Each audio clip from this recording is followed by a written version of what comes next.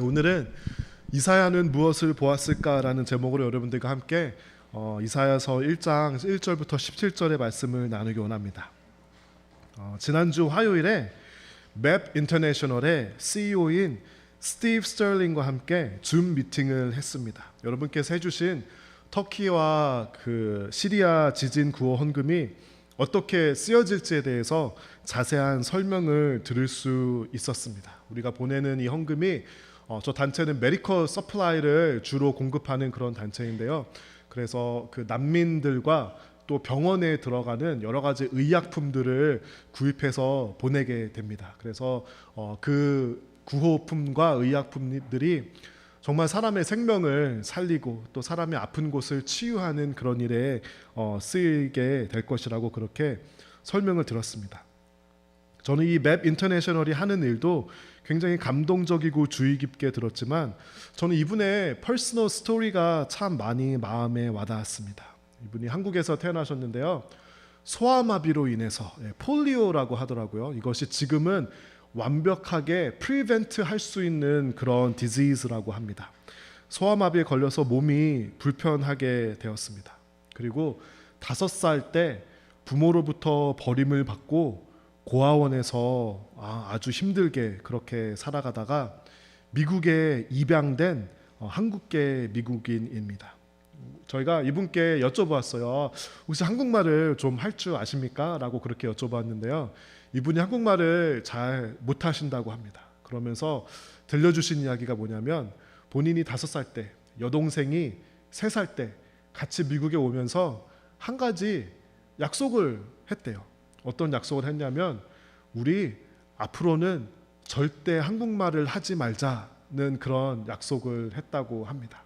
한국에서 어린 나이 때 병을 얻어서 몸이 불편해지고 고아원 버림받아서 고아원에서 살다가 미국으로 입양되는 게 얼마나 큰 상처와 트라우마로 남았겠습니까? 그래서 자신이 한국말을 좀 배우려고도 해봤는데 뭔가 이렇게 자기 내면에 뭔가 이렇게 블락하는 게 있는 것 같다. 그런 말씀을 해주셨습니다. 이분의 말씀을 듣는데 좀 마음이 먹먹해지면서 제 머릿속으로는 제가 미국에 처음 왔을 때 그때 당시로 추억 여행을 하고 있었습니다. 저도 미국에 14살 때 왔는데요. 이 스티브 스털링이 하신 그 생각과 비슷한 생각을 저도 했던 적이 있습니다. 고등학생 때 미국에 와서 많은 차별을 경험하고 놀림을 받았습니다. 오히려 미국 애들은 그렇게 놀리거나 그렇게 많이 하지는 않았는데 어디서 많이 놀림을 받았냐면 교회에 가서 많이 놀림을 받았어요. 저는 처음 이제 한국에서는 교회를 안 다니다가 미국에 와서 교회를 다녔는데 중고등부에 있었던 이제 미국에서 태어난 2세 그 직구준 남학생들이 제가 딱 보기도 옷도 한국에서 가져온 옷을 입고 영어도 못하고 딱 보기에도 이제 갓 미국에 온 그런 학생인 걸 아니까 좀 영어 못한다고 비웃고 놀리고 그렇게 하는 애들이 있었습니다. 저는 그게 너무 속상해가지고 두고 봐라. 나는 정말 미국 사람이 될 거다. 나는 미국에서 성공할 거고 내가 너네보다 더 성공할 거다라는 그런 굳은 마음을 가졌습니다. 제가 뭘 했냐면요. 어느 날은 화장실에 가서 거울을 보면서 저 자신을 보면서 다짐을 했어요. 나는 이제 한국말을 안 하겠다. 그렇게 다짐을 하고 혼잣말을 할 때도 이제는 못하는 영어로 혼잣말을 하기 시작했습니다. 그 후로는 어쩔 수 없이 집에서 어머니께서 해주시는 경우를 빼고는 한국 음식도 잘 안 먹었습니다. 몇 년 동안 김치 먹기를 거부했고요. 라면 먹기를 거부했습니다. 교회에 와서도 영어 찬양만 하고 한국 찬양은 입을 다물고 하지 않았고요. 성경을 읽을 때도 영어 NIV 성경만 읽었습니다. 그런데 어느 계기가 있었는데요.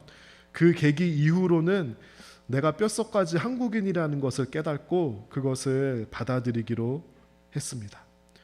영어를 완벽하게 하지 못해도 그것을 부끄러워하지 않기로 했습니다. 물론 완벽한 미국인이 될 수도 없고 완벽한 영어를 구사할 수도 없지만 그렇게 하지 않아도 괜찮다는 것을 받아들이기 시작했습니다. 제가 예전에는 정말 미국 사람이 되고 싶을 때는 영어를 할 때 발음을 엄청 막 굴리면서 했어요. 그리고 막 굳이 막 슬랭 같은 거 있잖아요. 그런 거를 막 엄청 쓰면서 그렇게 영어를 하려고 굉장히 막 애쓰는 그런 영어를 했거든요. 그러다가 그 순간부터는, 그 계기가 있는부터는 영어를 미국 사람처럼 완벽하게 하려는 노력을 완전히 멈췄어요. 그 대신에 영어를 완벽하게 하지는 못해도 최대한 발음을 또박또박하게 하고 쉬운 언어로 그렇게 해보자, 그렇게 마음을 먹고 그렇게 했습니다. 그렇게 하고 나서부터 이상한 일들이 일어났어요. 미국 사람들이 와서 저한테 가끔씩 너는 발표하는 거를 참 잘해 라고 어깨를 툭툭 치나가면서 지나가는 일이 그때부터 정확하게 생기기 시작했어요. 영어는 완벽하지 못하지만 사람들이 잘 알아들을 수 있게 쉽게 설명하는 그런 습관이 들이게 되었습니다. 제가 말씀드린 그 계기가 어떤 계기였냐면요, 한국의 역사들을 다룬 영화들을 보면서였습니다. 실미도와 태극기 휘날리며, 여러분이 영화들 기억나시나요? 이 영화들을 보는데 제 마음 가슴 깊은 곳에서부터 뜨거운 눈물과 어떻게 설명할 수 없는 뜨거운 감정이 올라오는 거예요. 미국 영화를 보고 미국 독립전쟁에 관련된 영화를 보면은 전혀 그런 느낌이 안 나는데, 한국 역사에 관련된 영화를 볼 때 그런 마음이, 뜨거운 마음이, 뭔가 설명할 수 없는 감정이 나오기 시작했습니다. 그 후로부터 제가 몇 년 동안 한국의 역사, 한국의 근대사를 공부했습니다.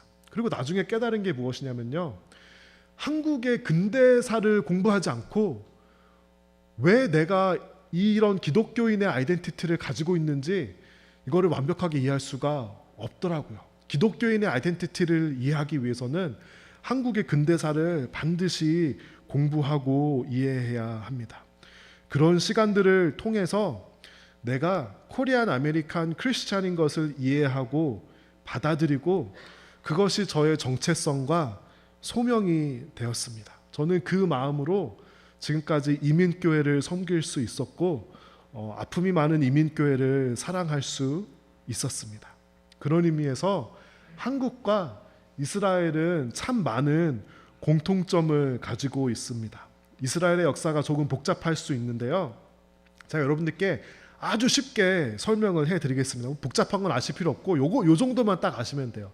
우리 한국도 남한과 북한이 있듯이 이스라엘도 북이스라엘과 남유다로 나뉘었습니다.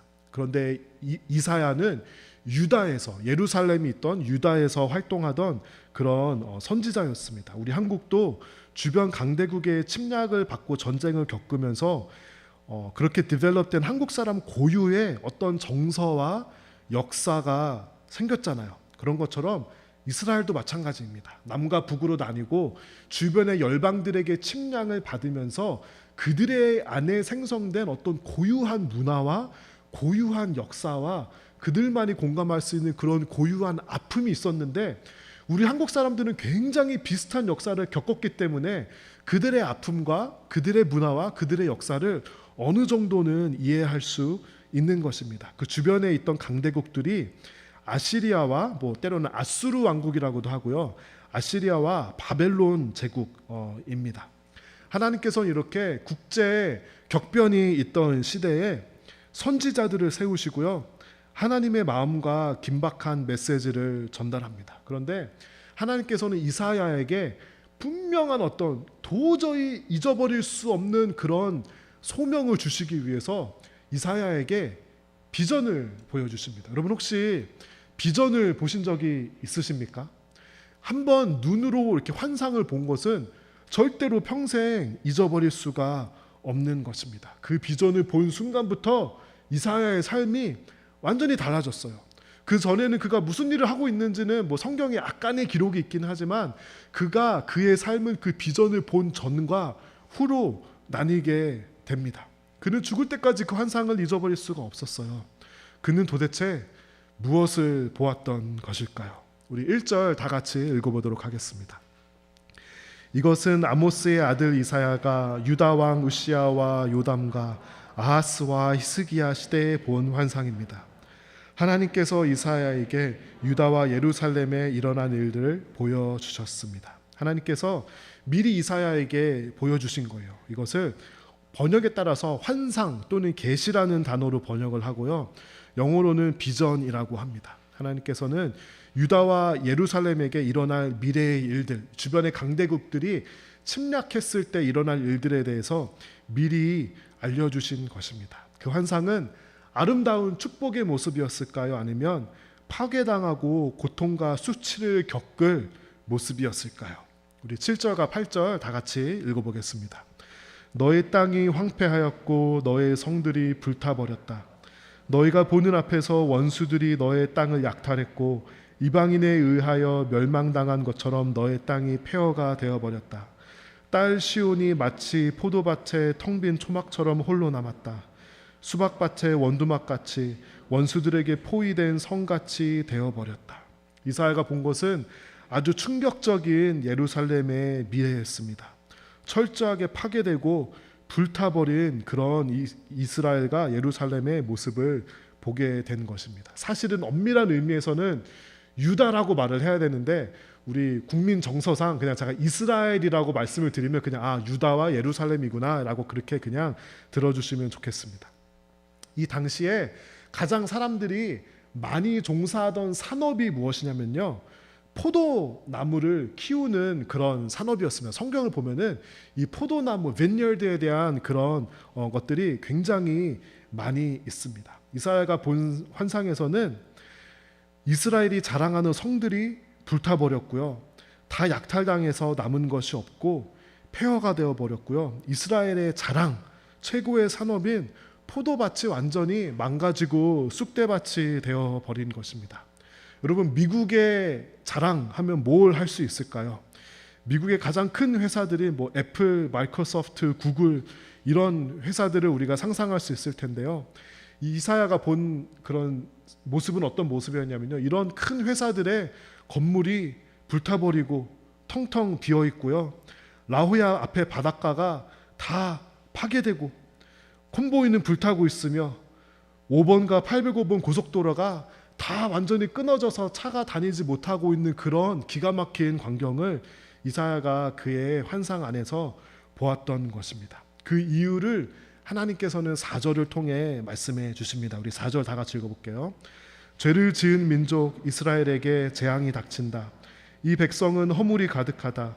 그들은 몹쓸 짓을 하는 자녀여 악으로 가득한 자식들이다. 그들은 여호와를 버리고 저버리고 이스라엘의 거룩한 분 하나님을 무시하고 등을 돌렸다. 우리는 흔히 이 4절에서 설명하는 대놓고 죄를 짓고 하나님께 저버리고 무시하고 등을 돌린 사람들을 생각할 때 어떤 이미지가 생각나시죠? 저는 이런 이미지가 생각이 났어요. 하나님을 완전히 거부하고 돈과 성공과 쾌락에 온 정신이 다 팔리고 철저하게 이기적으로 살아가는 모습. 그런데 제가 지금 말씀드린 이런 모습들은 악하지만 그래도 자신의 악함에 정직한, 어떻게 보면 수준이 낮은 악함이라고 볼 수가 있습니다. 이 사람들은 최소한 정직하기라도 한 거예요. 저는 힙합 문화를 굉장히 재미있게 봅니다. 거기에 동의하진 않지만 힙합 문화에서는 이렇게 말하는 거예요. 응, 맞아. 나 돈 좋아해. 응, 나 잘 나가고 싶어. 내 꿈은 건물주가 되는 거야. 너 우리 아빠 누군지 알아? 우리 아빠 CEO고 국회의원이야.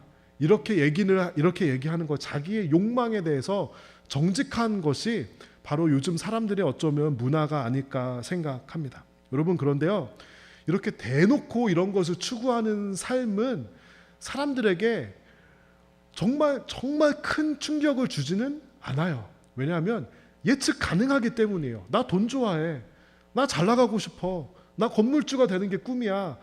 자신의 욕망에 대해서 솔직하기 때문에, 예측 가능하기 때문에 사람이 엄청 큰 충격을 받지는 않습니다. 그런데 더 높은 디그리의 악함이 무엇인지 아십니까? 더 나쁜 것은 나의 악함을 드러내지 않고 선함에 포장하는 거예요. 더 나쁜 것은 종교를 가지고 나의 악함을 포장하는 그런 것입니다. 최근에 한국 사회 이슈가 된 JMS, 왜 그렇게 사람들이 충격에 빠지고 악한 영향력이 큰 거죠? 왜냐하면 그토록 악한 일을 종교의 탈을 쓰고 종교의 이름으로 했기 때문에 사람들에게 그렇게 큰 충격을 주는 것입니다. 교회가 잘못하는 것들, 목회자의 일탈, 그런 뉴스를 보면은 왜 그렇게 힘이 빠지고 큰 충격에 빠지게 되는 것이죠.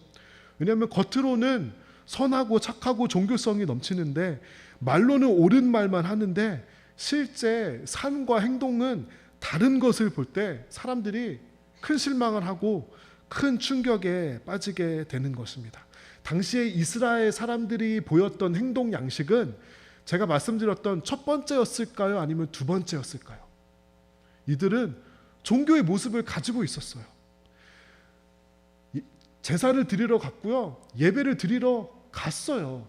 그런데도 불구하고 자신의 삶과 보여주는 종교성이랑은 완전히 반대된 더 높은 디그리의 악함을 가지고 살아가던 사람들이 바로 이 당시 시대에 살아가던 사람이었습니다. 우리 11절부터 13절까지 다 같이 한번 읽어보면 좋겠습니다. 여호와께서 말씀하신다. 나는 너희가 바친 이 모든 제물을 바라지 않는다. 이제는 너희의 수량 번제물과 살찐 짐승의 기름이 지겹다. 숫송아지와 양과 염소의 피도 반갑지 않다. 너희는 나를 만나러 오지만 누가 너희더러 이렇게 들락날락하며 내 마당만 밟으라고 했느냐. 다시는 헛된 제물을 가져오지 마라. 너희가 태우는 향이 역겹다. 너희가 초하루 축제일과 안식일과 특별 절기에 모이는 것도 참을 수 없고 거룩한 모임에 모여서 악한 짓을 하는 것도 견딜 수 없다. 당시 사람들이 실제 마음으로는 하나님께 등을 돌리고 행동으로는 하나님을 무시한 삶을 살아갔지만 종교 행위는 계속하는 거예요. 와서 제사도 드리고 성전에 계속 오는 것입니다. 그러면 그들이 왜 자꾸 성전에 왔을까요? 왜 악한 행동을 하면서 성전에 와서 제사를 드리는 것을 멈추지 않았을까요? 제 생각으로는 왜 그랬냐면요, 성전에 제사 드리러 옴으로써 성전이 제공하는 무언가 매력적인 것, 그들이 얻을 만한 것들이 있었기 때문입니다. 여러분, 교회가 주는 크나큰 매력이 있습니다. 나와 비슷한 종류의 어떤 소시오 에코노믹 스테러스에 있는 사람들과 만나서 교제를 나누고 사회생활을 하는데 가장 좋은 것이 교회만한 곳이 없습니다. 또 고급 정보를 주고받기 가장 좋은 것이 바로 교회입니다. 요즘은 조금 덜 하지만 비즈니스를 얻거나 직장을 얻기에도 가장 좋은 것이 바로 교회입니다. 세상에서는 어떤 내가 있는 그런 어떤 계층을 벗어나는 것이 참 쉽지가 않습니다. 그런데 교회에서는 열심히 섬기면은 직분도 주고 사람들의 존경과 인정을 받을 수 있습니다. 그렇기 때문에 내가 하나님을 진짜 예배하고 신령과 진정으로 하나님을 섬기기 위해서 오는 것이 아니라 적당히 사교 활동을 하고 적당히 고급 정보를 나누고 적당히 내가 이익을 얻기 위해 예배를 드리러 오는 사람으로 전락하기에 사실은 굉장히 쉬운 것이 또한 교회입니다. 어느 순간 보니까요, 하나님께서 보시기에 그 당시 사람들이 어땠냐면요, 예배를 드리러 오는 것이 사람들을 만나러 오는 사교장이 되어버리고 서로의 이익이 부합하는 사람들이 모이는 이익 집단이 되어버린 것입니다. 이것이 교회의 타락이고 예배의 변질이었습니다. 하나님께서는 그런 사람들이 모여서 드리는 제물을 기뻐 받아 하지 않으셨습니다. 그들이 태우는 향이 역겹다고 그렇게 하나님께서는 오늘 말씀을 통해 우리에게 말씀해 주고 있는 것입니다.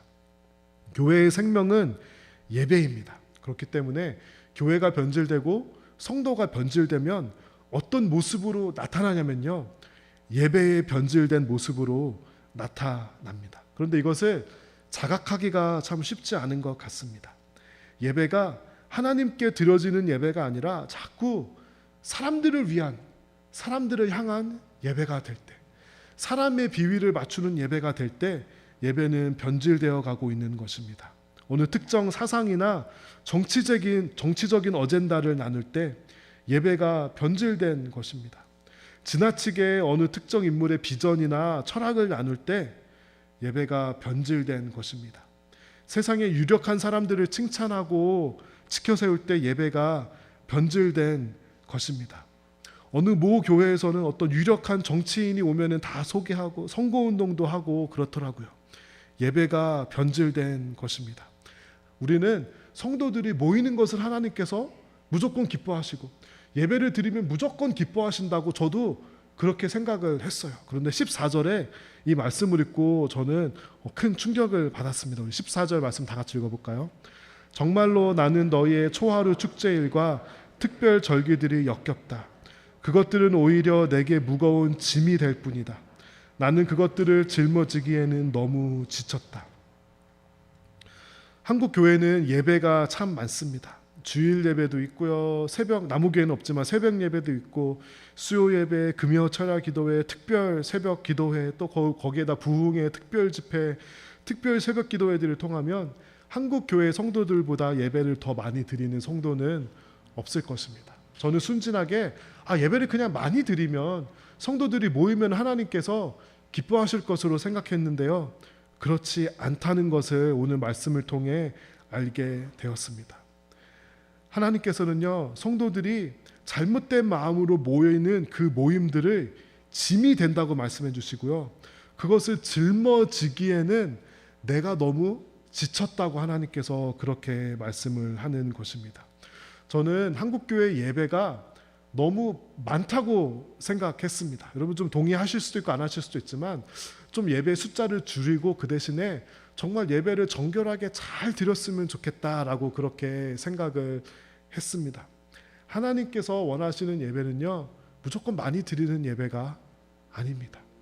정말 정결한 마음으로 하나님께 드리는 그 예배를 하나님께서 원하시고요. 저는 예배가 너무 좋은 것이지만 예배가 너무 많고 교회 행사들이 너무 많으면 저는 항상 그것이 성도들에게 짐이 되고 성도분들에게 좀 지치게 한다고 그렇게 생각을 해서 좀 그것을 매니지하려고 너무 많은 일들을 만들지 않으려고 굉장히 많은 고민을 합니다. 그런데 저는 우리의 많은 행사와 많은 예배와 많은 일들이 하나님께 짐이 되고 하나님을 지치게 한다라는 생각은 단 한 번도 해보지 못했어요. 그런데 오늘 본문이요, 우리가 의미 없이 변질된 마음으로 하는 이 모든 교회의 일들과 모든 예배들이 하나님께는 너무 무거운 짐이 되고 하나님을 지치게 하신다는 것을 오늘 본문을 통해서 깊게 깨닫게 되었습니다. 하나님께서 원하시는 것은 무엇이냐면요, 예배의 회복이에요.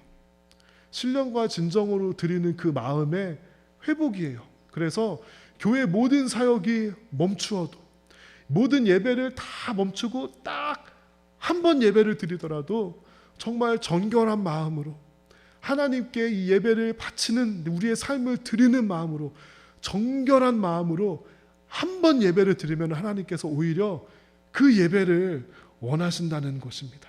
하나님께서 그 무엇보다 간절하게 원하시는 것은 바로 예배의 회복입니다.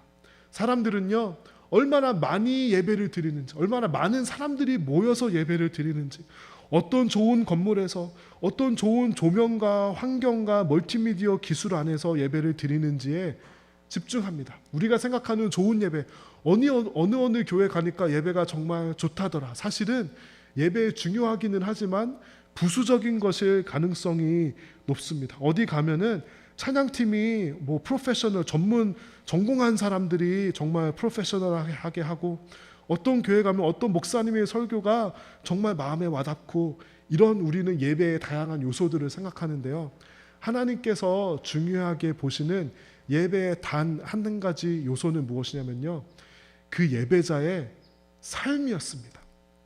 예배로 오는 행위가 중요한 것이 아니라, 예배에서 무엇이 구성되고 이루어지는 환경이 중요한 것이 아니라, 이 예배하러 오는 사람들이 실제로 그들의 삶이 어떠한가, 그들이 예배로 오는 주일날의 삶도 중요하지만 나머지 6일 동안 어떤 삶을 살았는가, 하나님께서는 그 예배의 회복을 원하시는 것입니다. 하나님께서 말하시는 예배의 회복은 단지 예배 행위의 회복이 아니라 예배를 드리는 예배자의 삶의 온전한 회복이었던 것입니다. 그러면서 하나님께서 16절 17절에 우리에게 해답을 제공해 주시는데 정말 좀 의아한, 생각해보지 못한 그런 답을 말씀해 주십니다. 우리 16절 17절 읽어볼까요?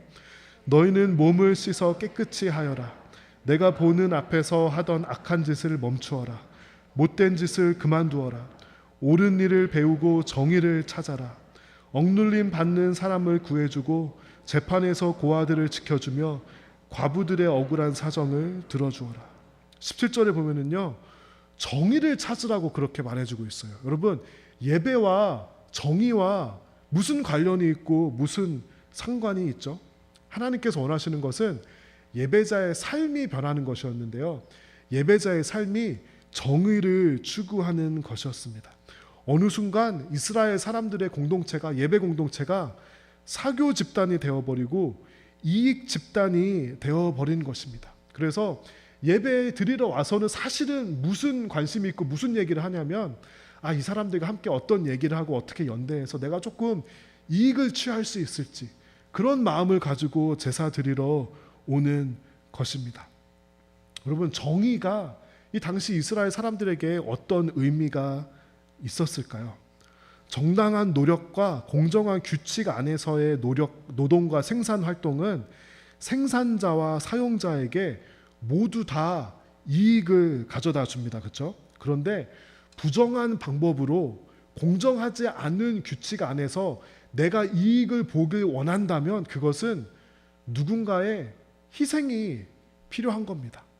하나님께서 보시기에 이 사람들은 이익 집단이었어요. 성도들의 모임이 아니라 이익 집단이었기 때문에 그들의 정의가 그들에게 무슨 의미였냐면요, 너희들이 부정한 방법으로 취하는 모든 이익을 포기하라는 거예요.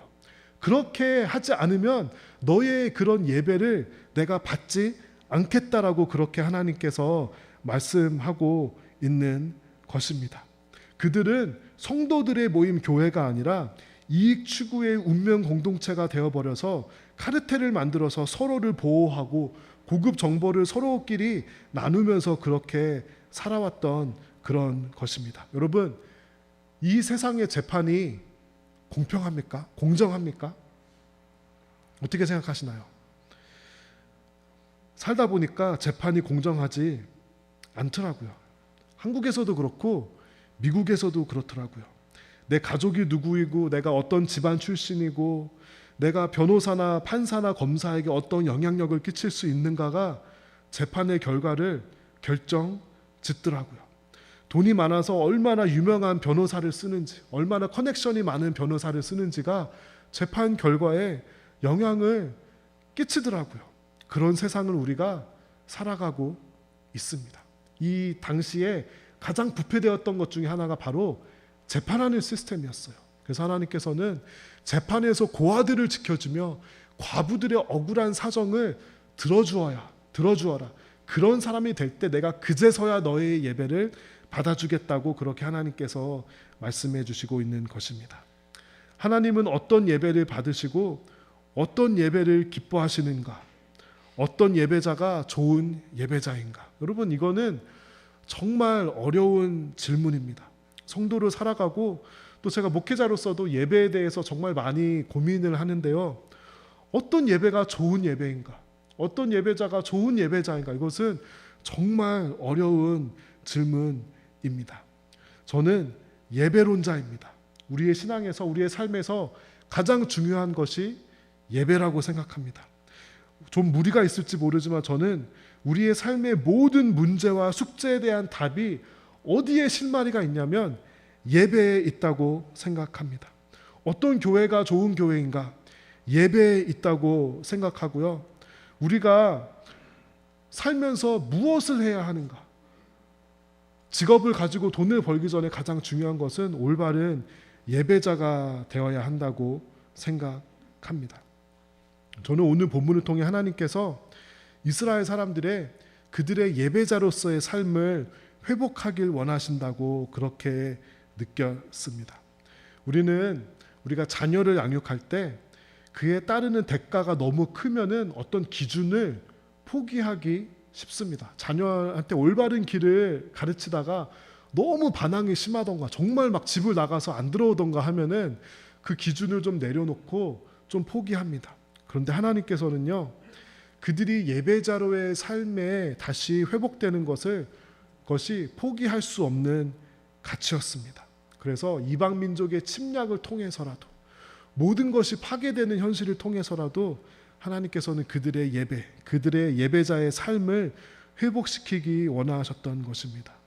저는 예배에 대해서 참 관심이 많습니다. 어떻게 하면 좋은 예배를 드릴 수 있을까 항상 고민하고요. 많은 목회자들은 그들의 최종 목표가 어떤 성공한 목회자, 어떤 교회의 담임 목사 되는 것을 어떤 최종 목표라고 생각하는 것 같아요. 저는 저에게 가장 중요한 가치는 좋은 예배 인도자가 되는 것입니다. 어떻게 하면 좋은 예배 인도자가 될 수 있을까? 이것에 대해서 제가 정말 고민하게 된 어떤 계기가 있었습니다. 제가 예전에 중국에 선교를 간 적이 있습니다. 그 중국 선교에서 하나님께서 다양한 종류의 교회와 예배를 경험하게 하셨어요. 중국에서는 예배를 이렇게 마음껏 드릴 수가 없습니다. 삼자 교회를 갔어요. 그 삼자 교회는 중국 정부에서 이제 이렇게 해도 된다, 예배를 드려도 된다고 한 교회인데, 근데 거기는 딱 입구에서 공안 경찰이 지키고 있습니다. 다 감시를 하고 있는 거예요. 목사님이 전할 수 있는 메시지가 있고 전할 수 없는 메시지가 있어요. 거기서 예배를 드리면 어떤 마음이냐면요, 정말 갑갑해요. 그리고 거기에 오는 사람들은 다 모니터 되고 있다고 볼 수가 있습니다. 또 저희 팀원들끼리 같이 예배를 드리는데 같이 찬양을 할 수가 없으니까 너무 답답하더라고요. 거기서는 기도도 마음대로 할 수 없습니다. 하나님을 어떻게 부르는지 아세요? 하나님은 회장님이에요. 예수님은 사장님. 네. 그리고 교회는 회사. 눈 뜨고 그렇게 기도하는, 눈 감고 기도할 수 없으니까 눈 뜨고 기도하는 연습을 합니다. 눈 뜨고 회장님 오늘은 회사에 가는데 오늘 회장님 함께 해주실 거죠? 사장님 이름으로 얘기합니다. 이렇게 기도를 하는 거예요. 사탄은 뭐라 그러는지 아세요? 사탄은 사탕이에요. 사탕이. 사장님 오늘은 사탕이가 회사에 오지 않게 해주세요. 뭐 이런 식으로 기도를 하는 거예요. 그리고 중국의 지하교회도 가봤습니다. 지하교회에서 가서 예배드리면 너무 은혜가 되지만 또한 너무 답답합니다. 성도가 모이는데 1시간이 걸려요. 다 같이 모일 수 없으니까 30분 간격으로 이렇게 뭐 조그만 그룹이 이렇게 갑니다. 모이는 데만 1시간이 걸리고요. 그러다가 제가 중국에 있다가 처음으로 한국 사람들만 모이는, 다 거기는 커튼이 다 쳐져 있어요. 그 밖에서 볼 수 없게 커튼이 쳐져 있는 호텔 같은 곳에서 한국 사람들만 모이는 예배에 다 갔어요. 그 순간 어떤 설명할 수 없는 강력한 어떤 임재가 딱 저한테 느껴지고, 제가 딱 그 예배에 들어가는 순간 완전히 눈물을 흘리고 1시간 예배드리는 1시간 내내 눈물이 멈추지를 않는 거예요. 저희 선교 팀원들이 다 걱정이 됐어요. 제가 얘한테 무슨 일이 있나. 근데 무슨 일은 없었는데 설명할 수 없는 임재 때문에 정말 1시간 동안 눈물을 흘리면서 간절한 마음으로 예배를 드렸습니다. 그 선교 때 그 순간에 하나님께서 저한테 마치 귀에 들리는 듯한 이런 말씀을 주셨어요. 어떤 말씀이었냐면요, 너는 평생 나를 예배하는 예배자로 살거라. 제 삶에 성도된 가장 큰 아이덴티티가 있다면 저는 예배자입니다. 그리고 제가 목회자로서 가장 큰 아이덴티티가 있다면 뭐 담임 목사가 되고 뭐 부흥사가 되고 이런 게 아니라 저는 예배 인도자예요. 어떻게 하면 좋은 예배를 인도할 수 있을까? 이 질문이 어떻게 하면 좋은 예배를 드릴 수 있고 좋은 예배자가 되고 좋은 예배 인도자가 될 수 있을까? 이 질문은 제가 하나님께서 저에게 평생 살면서 물으라고 주신 그런 질문입니다. 요즘에 더욱더 깨닫는 것은 무엇이냐면요, 그런데 예배는 예배 행위가 아니라 예배자의 삶이구나. 내가 좋은 예배자가 되려면 나의 삶이 하나님 보시기에 합당해야 하는구나.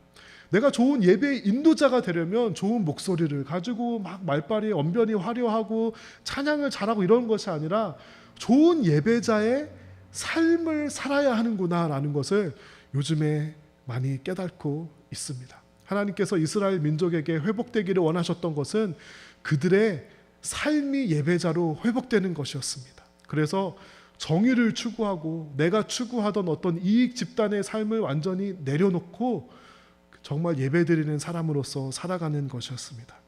우리가 이 찬양을 설교를 마치면서 함께 찬양할 가사 중에 이런 가사가 있습니다.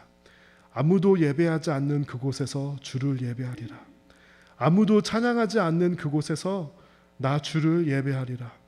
누구도 헌신하지 않는 그곳에서 주께 헌신하리라.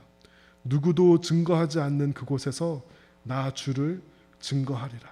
이 세상에는 많은 예배가 있고요, 많은 교회가 있습니다. 어떤 사람들은 그래요. 교회가 뭐 동네 하나만 있으면 됐지 뭐 이렇게 많이 있어야 되냐.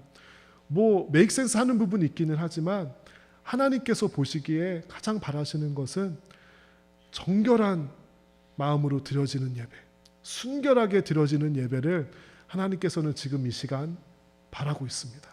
이 주일 아침에 하나님께서는 어떤 예배자를 바라고 있을까요? 신령과 진정으로 정결한 마음으로 하나님께 예배하는 그 한 명의 예배자를 하나님께서는 바라고 있습니다. 이스라엘의 폐허가 되고 불탄 땅에서 하나님께서는 그곳에서도 한 명의 예배자가 세워지기 위해 그 일들을 행하신 것입니다. 저와 여러분들이 하나님, 우리는 이곳에서 모여서도 예배하고 흩어져서도 예배하겠습니다. 우리를 부르신 곳에서 예배하겠습니다. 우리의 삶으로 예배하겠습니다. 이 마음을 가지고 하나님께 예배할 때 이사야가 보았던 것을 환상을 통해 우리의 예배가 회복되고 삶이 회복되는 그런 일들을 하나님께서 우리에게도 보여주시기를 기대합니다. 우리 다 함께 일어서서 아무도 예배하지 않는 이 찬양 하나님께 올려드리도록 하겠습니다.